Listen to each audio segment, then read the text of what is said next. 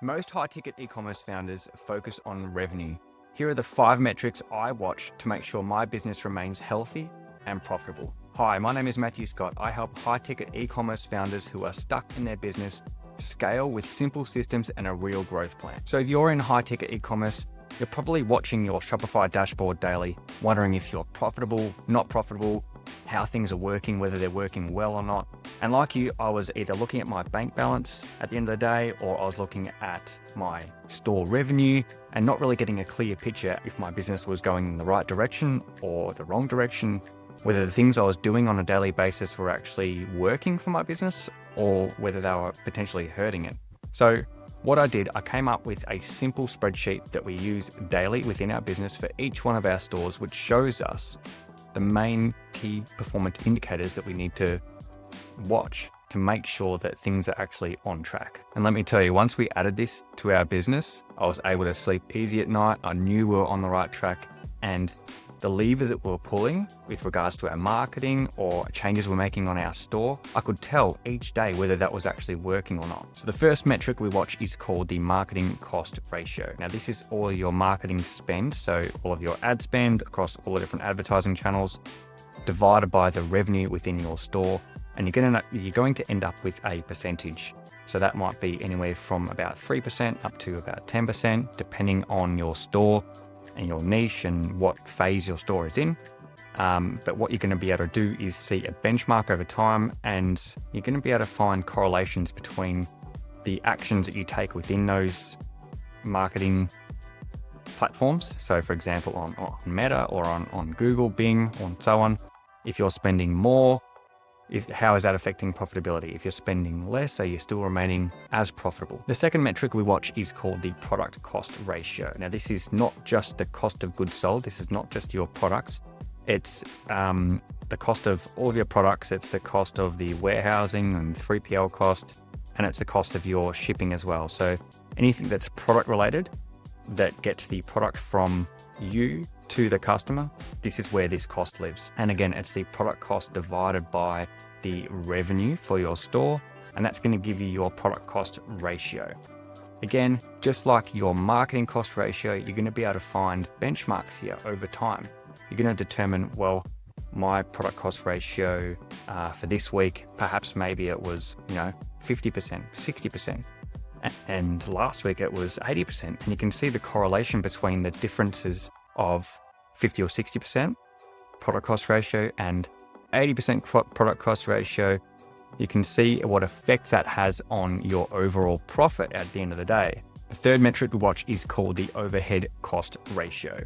Now, these are all your fixed costs. So we're talking about staff costs, we're talking about insurance, we're talking about software fees such as Shopify and so on. And generally what will happen is the fixed costs don't really rise as revenue rises. They are fixed in that nature. And so scale usually helps here. So the more you can scale your store, the lower your fixed cost ratio will become. The fourth metric we like to keep an eye on a daily basis is our lead flow. So because we are a high ticket store, a high ticket e-commerce store, we don't just rely on customers coming to our store and purchasing without talking to us. We have what's called active customers and passive customers. So yes, passive customers might go to our store, they might find a product and decide to purchase without talking to anyone, without emailing anyone or chatting to anyone. However, because our products are high ticket, what tends to happen is people need a little bit of reassurance subconsciously. They want to make sure that they're making the right decision, that they're not getting scammed, particularly if they haven't purchased with us before. Also, being high ticket, quite often our products and your products as well, because you are a high ticket e-commerce store owner, you would know this, your products can be quite unique, and someone might need to have their questions answered about specifics and how that will relate to them and their scenario. So our lead flow ratio is what we call a leading indicator of things that might potentially be going good or going bad within your business. Of course, revenue can do the same thing, but if we can measure the amount of leads coming into our business, and if we notice a sudden drop, then perhaps maybe that's an indicator that something is wrong. And we will find this before quite often we'll find our leads will drop off before the revenue will actually drop off. So it's a good metric to look at on a daily basis to see what might potentially be going wrong in the future in our business within the next few days, and to fix that before it becomes an issue. And the fifth metric we watch is net profit per day. Because we are able to look at our marketing expenses, we're able to look at our product costs, we can see our overhead costs. That those three together really all encompass the entire cost within the business. What's left over is your profit. So you're able to measure your profit on a daily basis. Now, look, this isn't going to be as accurate as a profit and loss sheet that you'll do at the end of the month. However, it's a really good indicator of the direction that things are going. And what it does for us in our business, it enables everyone within our team to see the North Star, to see what they're doing within their departments. So within the marketing department, the sales department, content, customer service, they can all see the health of the business and how things are going, and they can choose to make changes to what they're doing on a daily basis based off the health of that business, the health of the business on that day. So we've got our marketing cost ratio, our product cost ratio, and our overhead cost ratio. What do we do with those figures? And what you're going to want to do is establish benchmarks for your business. I've got some rough benchmarks here that we've established for our business, but just know that your business is unique. It's completely different to mine. And what I'll recommend you do is to establish benchmarks for your own business over a set period of time. Perhaps that may be 2 weeks, 3 weeks, even 1 week, but just see what numbers you are getting for your business. Once you establish those benchmarks for your own business, then you can start pulling some levers within your business, making some changes based off what you think might improve those figures, and see what happens to the numbers. All right. So if you choose to spend a little bit more within your marketing budget, or a little bit less, what changes? Of course, you're going to see the marketing cost ratio either go up or go down, but what effect does that have on your profit at the end of the day? Same thing with your product cost ratio. If you are able to increase your prices perhaps, or get a better deal from your suppliers, if you can lower that product cost ratio, what effect does that have on your profit at the end of the day? Here are the benchmarks that we have for our business. So roughly between 3 and 10% is a healthy range for our marketing cost ratio. 3% for our stores, which are more so in phase 1. We spoke about phase 1 in a previous video. That's more so when we're just drop shipping.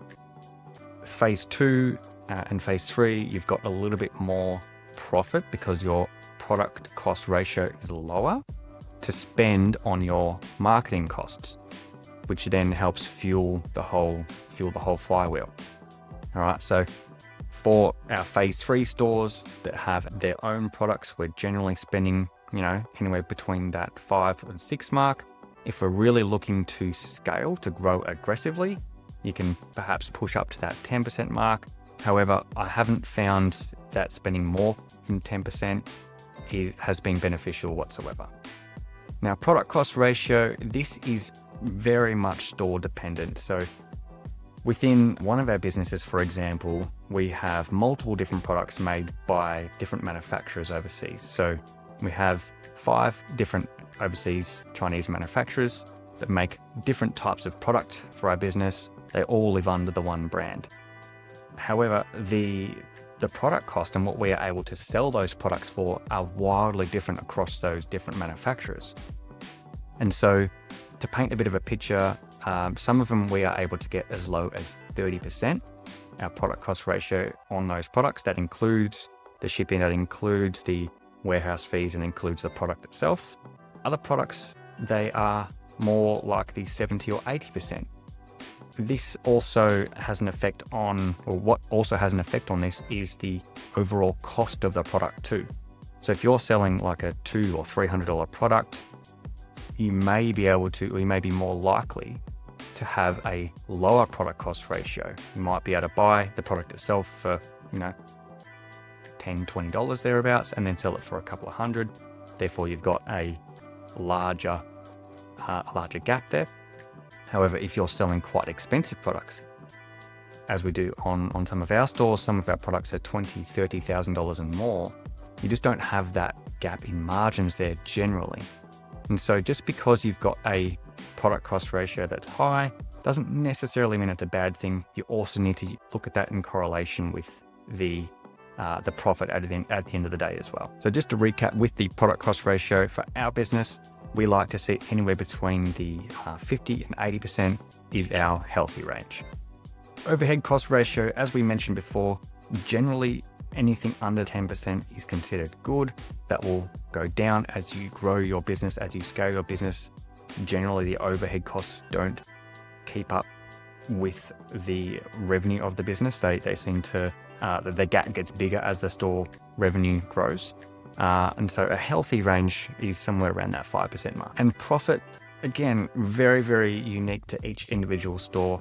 What we see, depending on the phase of the store, is anywhere from 5% up to 25% on a particularly good month, or even as high as 30% we've achieved before, is a healthy range for your high-ticket e-commerce business. So if you're running a high-ticket e-commerce business, these 5 things will change how you operate. Comment tracker, and I'll send you over the template.